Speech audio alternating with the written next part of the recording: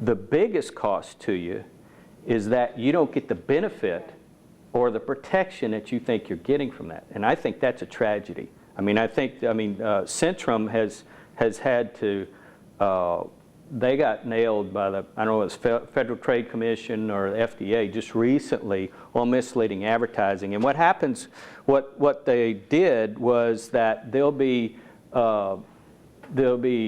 studies that say taking saw palmetto for prostate benign, hypertrophy is effective and can help reduce your risk of cancer. So there's good medical studies out there that show that that is true, taking saw palmetto for that reason.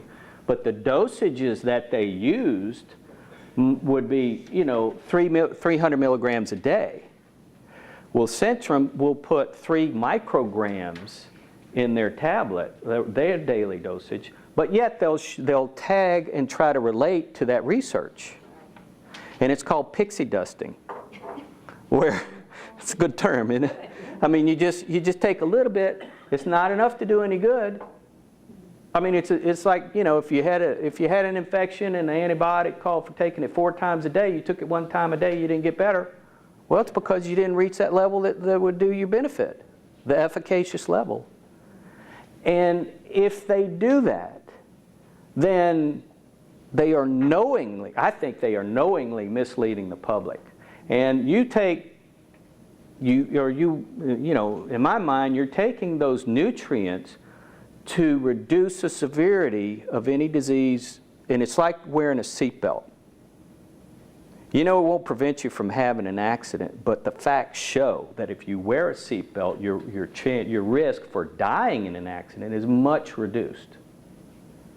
Well, taking Centrum or others like it is like having your seatbelt pulled across, but it's not clicked in.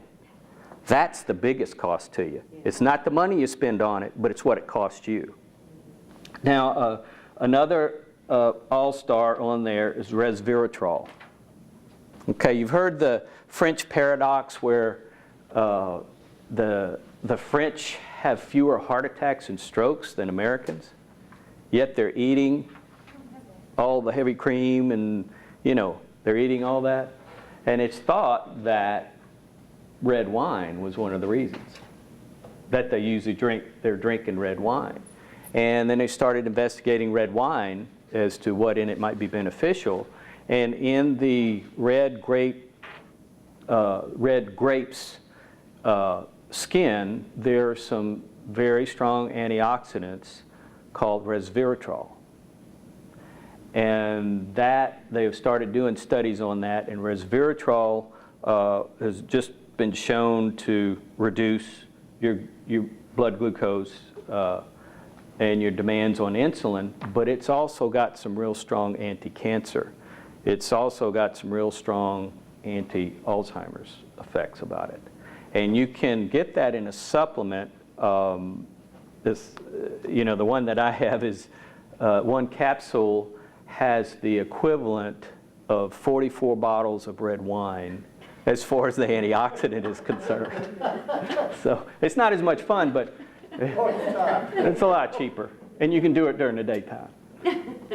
But that is something that has a lot of other benefits about it. But resveratrol is really an up and coming. There's more benefits in different areas. I think you're going to see that as a real all-star, as far as supplements are concerned.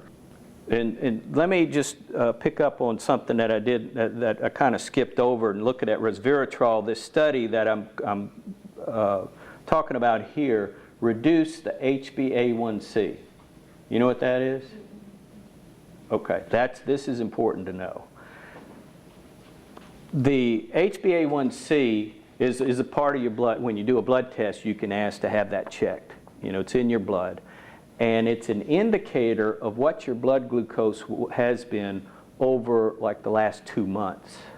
It gives you an average of what your blood glucose is. Because a lot of diabetics, when you do blood work to look at your cholesterol, it's fasting. And some diabetics can have their blood sugar, their blood sugar when they do it, fasting, will be reasonable. Mm-hmm. But The rest of the day, after they eat and during the night, their blood sugar is real high, and nobody's measuring it then.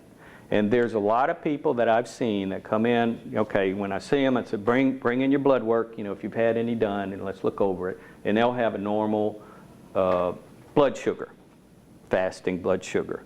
But then they'll have some other indicators that give me a clue that they might be insulin resistant. So sometimes I'll send them back to get an HbA1c run, and it's high. The HbA1c is a better indicator than fasting glucose. Really fast, if fasting glucose was way high, then yeah, okay, you got a problem. But fasting glucose can be normal and you can still have a problem. And the HbA1c is a better indicator for that.